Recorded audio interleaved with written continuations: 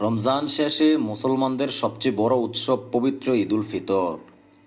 সবচেয়ে বড় আনন্দের দিন বলা যায় এই দিনটিতে। রাসূল সাল্লাল্লাহু আলাইহি সাল্লাম এই ঈদের দিনে এমন কিছু বিশেষ আমল আমাদেরকে শিখিয়ে দিয়েছেন যা আমরা অধিকাংশ মানুষই জানি না।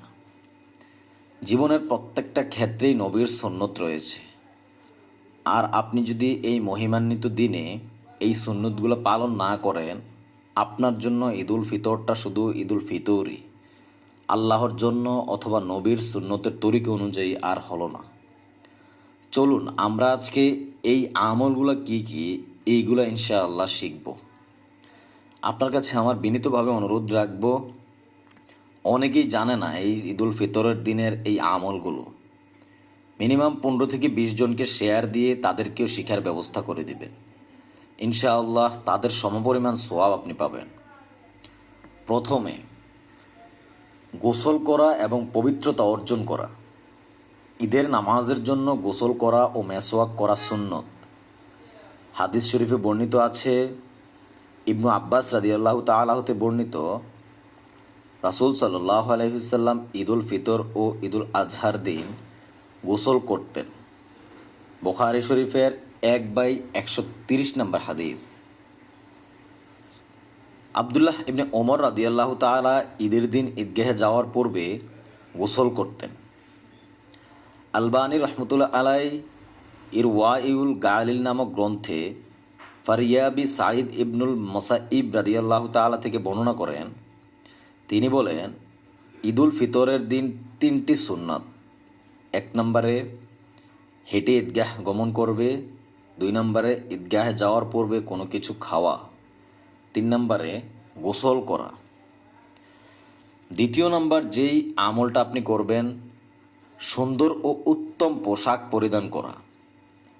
মুসলমানদের জন্য প্রধান 2 ধর্মীয় উৎসব তথা ঈদুল ফিতর ও ঈদুল আজহার দিন পরিষ্কার পরিচ্ছন্ন ও সুন্দর ও সাধ্যের ভিতর সবচেয়ে উত্তম পোশাক পরিধান করা সুন্নত। ইবনুল কাইয়ুম রাহিমাহুল্লাহু আলাইহি বলেন, রাসূল 2 ঈদের দিন সবচেয়ে সুন্দর ও উত্তম জামাটি পরিধান করতেন। তার একটা বিশেষ স্যুট ছিল যা তিনি 2 ঈদে ও জুমাতে পরিধান করতেন। হাদিস শরীফে বর্ণিত আছে, জাফর ইবনু মুহাম্মদ তার পিতা থেকে বর্ণনা করেন, নবী করিম সাল্লাল্লাহু আলাইহি ওয়াসাল্লাম প্রতিটি ঈদে ডোরাকাটা পোশাক পরিধান করতেন। সুনানে বাইহাকি 6363 নম্বর হাদিস। প্রত্যেকটা কথা আমি রেফারেন্স সহ আপনাকে দিয়ে দিচ্ছি। কোনো রকমের সন্দেহ পোষণ না করে এই আমলগুলো অবশ্যই আপনি করবেন। 3 নম্বরে ঈদগাহে যাওয়ার আগে পানাহার করা। ঈদুল ফিতরের দিন ঈদগাহে যাওয়ার পূর্বে সামান্য কিছু পানাহার করা সুন্নত।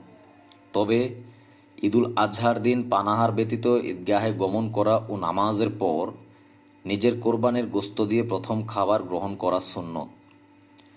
আনাস রাদিয়াল্লাহু তাআলা থেকে বর্ণিত, তিনি বলেন, নবীজি সাল্লাল্লাহু আলাইহি ওয়াসাল্লাম ঈদুল ফিতরের দিন সকালে কিছু খেজুর খেতেন। অন্য এক বর্ণনা মতে তিনি বেজোর সংখ্যা খেজুর খেতেন।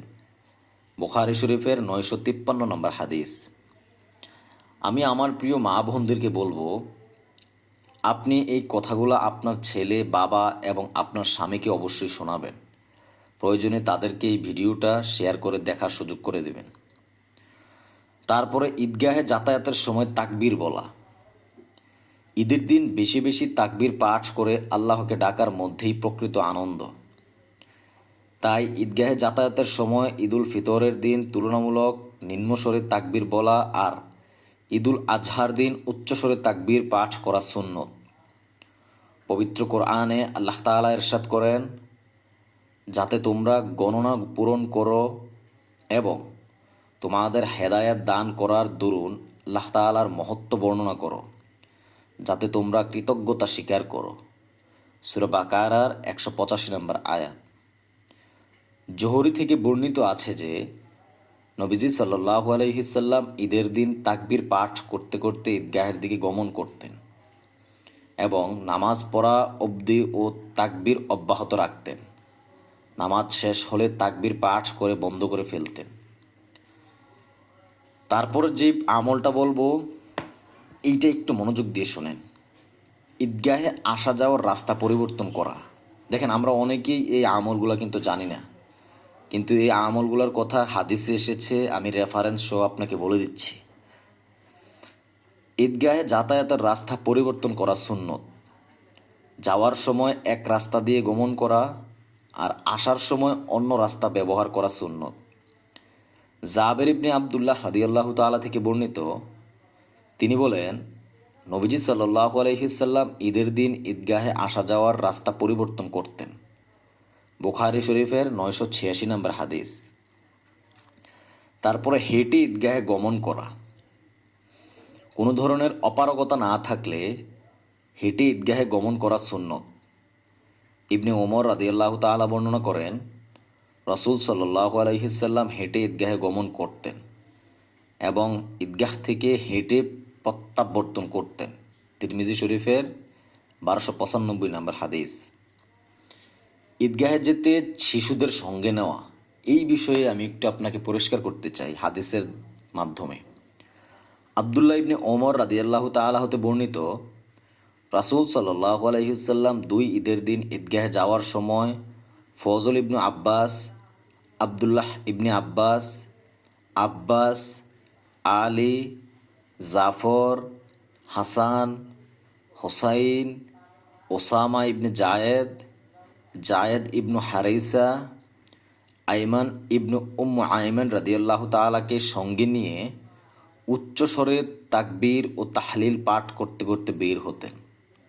অতঃপর তিনি কামারদের রাস্তা দিয়ে ঈদগাহে উপস্থিত হতেন এবং আসার সময় মসজিদের রাস্তা দিয়ে ঘরে আসতেন। সুনানি কোবরা বাইহাকি, হাদিস নাম্বার 6349। মানে আপনি ঈদগাহে যেতে অথবা যাওয়ার সময় অবশ্যই শিশুদেরকে নিয়ে যাবেন। হাদিস দ্বারা আমি বললাম আপনাকে, এইটা নিয়ে অনেক দ্বিধাদ্বন্দ্বের মধ্যে আছি আমরা। ঈদের শুভেচ্ছা বিনিময় করবেন। জুবাইর ইবনু নুফাইর রাদিয়াল্লাহু তাআলা থেকে বর্ণিত, তিনি বলেন, নবীজি সাল্লাল্লাহু আলাইহি সাল্লামের সাহাবায়ে কেরাম ঈদের দিন পরস্পর সাক্ষাৎ হলে বলতেন, তাকাব্বাল্লাহু মিন্না ওয়া মিনকুম। আল্লাহ আমার এবং আপনার যাবতীয় ভালো কাজ কবুল করুক। ঈদের খুতবা শোনা। ঈদের নামাজ শেষে খুতবা মনোযোগ সহকারে শোনা। হাদিসে এসেছে, নবীজি সাল্লাল্লাহু আলাইহি সাল্লামের সঙ্গে আমি ঈদগাহে উপস্থিত হলাম। এরপর তিনি আমাদের নামাজ পড়িয়েছেন। অতঃপর তিনি বলেন, আমরা নামাজ শেষ করেছি। যার ইচ্ছা শেষ খুতবা শোনার জন্য বসবে, আর যার চলে যাওয়ার ইচ্ছা সে চলে যাবে। আবদুল্লাহ ইবনে সাইব থেকে বর্ণিত, ইবনে মাজাহ শরীফের 1073 নম্বর হাদিস। ঈদগাহ থেকে ফিরে নফল নামাজ আদায় করার চেষ্টা করবেন। আবু সাঈদ খুদরি রাদিয়াল্লাহু তাআলা থেকে বর্ণিত, তিনি বলেন, নবী করিম সাল্লাল্লাহু আলাইহি সাল্লাম ঈদের নামাজের আগে কোনো নামাজ পড়তেন না, তবে নামাজের পর ঘরে ফিরে 2 রাকাত নামাজ আদায় করতেন। ইবনে মাজাহ শরীফের 1293 নম্বর হাদিস। অর্থাৎ ঈদুল ফিতরের দিন এই কয়েকটা আমলের কথাই হাদিসে এসেছে। আমি আপনাকে বিশেষভাবে অনুরোধ করে বলবো, অবশ্যই ঈদুল ফিতরের দিন এই আমলগুলো করার চেষ্টা করেন। সর্বাবস্থায় তাকবীর পাঠ করবেন। মা বোনরা যারা আছেন বাসায় বসে বসে তাকবীর পাঠ করবেন। ভালো থাকবেন। আসসালামু আলাইকুম ওয়া রাহমাতুল্লাহি ওয়া বারাকাতুহু।